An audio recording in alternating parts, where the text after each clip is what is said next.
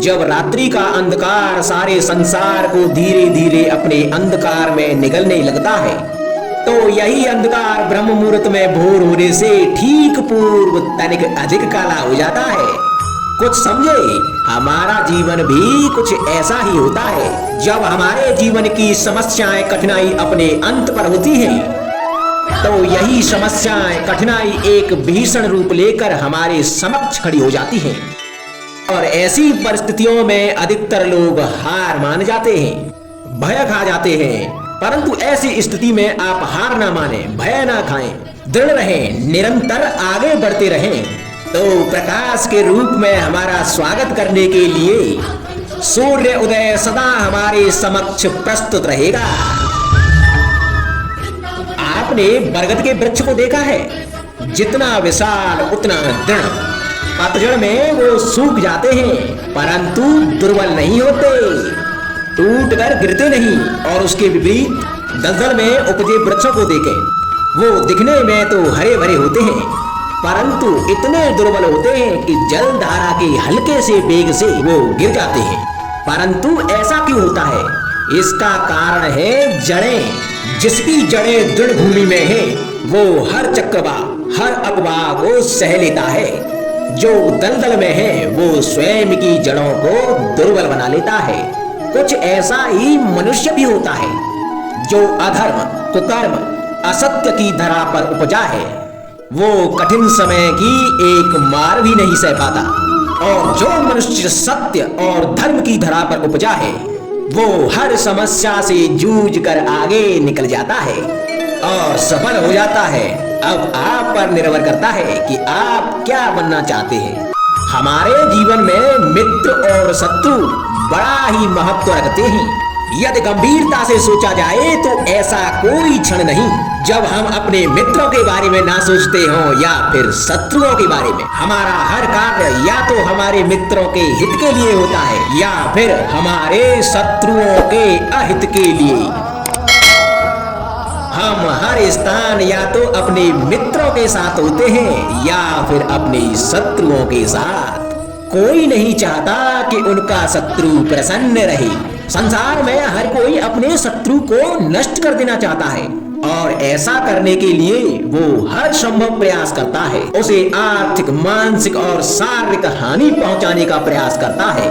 और यदि मैं आपको आज ऐसा मंत्र सिखाऊं जिससे आप अपने शत्रु को सदा के लिए नष्ट कर दे, तो और वो मंत्र है शत्रु को मित्र बनाना।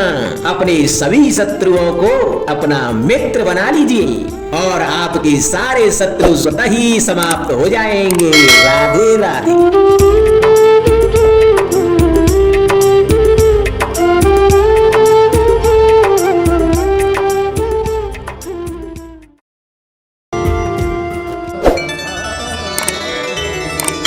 संगति या साथ, मित्र और साथी मनुष्य के व्यक्तित्व के लिए सबसे महत्वपूर्ण होते हैं। अब आप कहेंगे कि ये कैसे? मनुष्य अवश्य अपने व्यक्तित्व के लिए उत्तरदायी होता है, परंतु मनुष्य संगति में ना चाहते हुए भी उसका व्यक्तित्व संगत की भांति हो जाता है। इन पात्रों को देख रहे हैं आप? मध्य में जल रखा है, इसमें दूध और इसमें मलिन कीचड़ रखा है।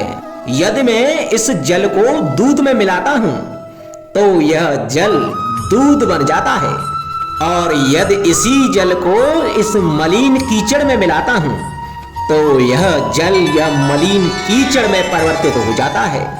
हाँ, ऐसी कोई युक्ति नहीं कि जल बिना घुले मिले दूध या कीचड़ में अपना अस्तित्व बनाए रखे या इनसे अलग बना रहे। और ठीक ऐसा ही मनुष्य के जीवन में भी होता है कि यदि एक गुणहीन व्यक्ति गुणवानों की संगत में बैठे तो उसे भी गुणवान समझा जाता है, सम्मान का पात्र समझा जाता है।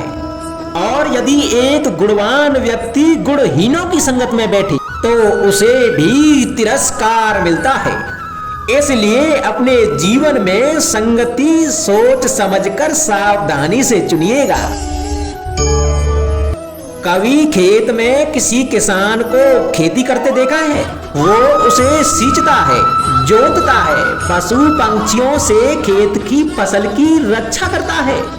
परंतु एक बात का वो सबसे विशेष ध्यान रखता है कि कहीं खेत में खरपतवार न उग जाए, क्योंकि एक खरपतवार का लान खेत की सारी फसल को नष्ट कर सकता है। ठीक उसी प्रकार यदि वंश की कोई संतान खोटी निकल जाती है तो वह समूचे वंश का सर्वनाश कर देती है। इसीलिए संतान के लालन पालन में ध्यान देना आवश्यक होता है, क्योंकि संतान वो फसल होती है जो वंश की आने वाली पीढ़ी को महान बना सकती है या फिर वंश का पतन भी कर सकती है। मनुष्य के जीवन में संतान का बहुत महत्व है। उस संतान के लिए वो कितने कष्ट सहता है, उसे पालता है, पोसता है, और यदि यही संतान उसके संताप का कारण बन जाए तो क्या ये उसका दोष है? अधिकतर ये दोष हमारे लालन पालन का होता है। बचपन में बालक के हठ को मानकर हमें आनंद की अनुभूति अवश्य होती है, परंतु धीरे धीरे अपने बालक के हठ को मानकर उसके हठ के दास हो जाते हैं। एक हठी उद्दंड और असंस्कारी संतान उस सूखे वृक्ष के समान होती है कि यदि उसमें आग लग जाए तो वो सारे वन को भस्म कर डालती है। और स्मरण रहे, जब उसमें अग्नि लगती है तो वह सबसे पहले स्वयं के घर को ही भस्म करती है। इसलिए जब आवश्यकता हो तो अपनी संतान के हठ का विरोध करें, उसे रोकें, क्योंकि समय रहते ऐसा ना किया गया तो भविष्य में इस समस्या के परिणाम गंभीर हो सकते हैं। प्रतिज्ञा, वचन, ये सब मनुष्य ने समाज को सही दिशा में रखने के लिए बनाए हैं। वो मनुष्य ही क्या जिसके जीवन में नियम ही ना हो, जिनका वो पालन ना करे, परंतु समय के साथ चलने के लिए नियमों को भी बदलना आवश्यक होता है, क्योंकि ये आज का समय ही तो है जो बीत जाने के बाद इतिहास बन जाएगा।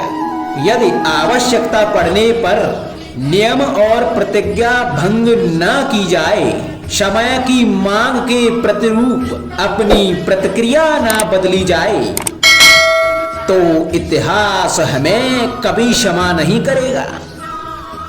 आवश्यकता पड़ने पर आपकी तोड़ी हुई एक प्रतिज्ञा, एक बंधन कभी कभी पूरे मानव इतिहास को बड़े विनाश से बचा सकता है। इसलिए नियम, प्रतिज्ञा, वचन कुछ नहीं, कुछ है तो केवल समय, अर्थात जिसके अनुरूप चलने वाला ही सफल हो सकता है। कभी किसी पंछी को घोंसले की नींव बनाते देखा है? अथक परिश्रम करके तिनका तिनका बिटोर के वो पंछी अपना घर बनाता है, अपनी संतान के लिए एक सुरक्षित घर बनाता है। और कहीं से तीव्र आंधी आती है, बारिश आती है और उसका घर तिनका तिनका करके बिखर जाता है। फिर वो पंछी रोता नहीं, ना ही विलाप करता है, वो बिना विलंब करे फिर से अपना घोंसला बनाना प्रारंभ कर देता है और सफलता पाता है। फिर हम क्यों छोटी छोटी असफलता से भयभीत होकर परिश्रम करना छोड़ देते हैं? एक बात सदा स्मरण रखना, हर वृक्ष कुल्हाड़ी की एक मार से नीचे नहीं गिरता, हर चट्टान घन के एक प्रहार से नहीं टूटती। सफलता पाने के लिए अनावृत परिश्रम करना मात्र एक मार्ग है। स्वीकरण, सत्य का स्वीकरण मनुष्य के लिए बहुत ही महत्वपूर्ण है। जब तक मनुष्य सत्य को स्वीकार नहीं करता तब तक उसे असत्य से लड़ने की शक्ति प्राप्त नहीं होती। जब आप भोजन करते हैं तो क्या होता है? आपका पेट स्वीकारता है कि वो भर चुका है और आप भोजन करना बंद कर देते हैं। जब आपको निद्रा आती है तो क्या होता है? आपका मन स्वीकारता है कि आपका शरीर थक चुका है और उसे विश्राम की आवश्यकता है। उसी प्रकार जब आपको किसी व्यसंग को रोकना हो तो आपको स्वीकारना होता है कि बहुत हो चुका। चाहे वो लालच हो या मदिरा पान, उस व्यसंग का त्यागना तभी प्रारंभ होता है जब आप यह स्वीकार कर लेते हैं कि आप उस व्यसंग के बंधन हैं।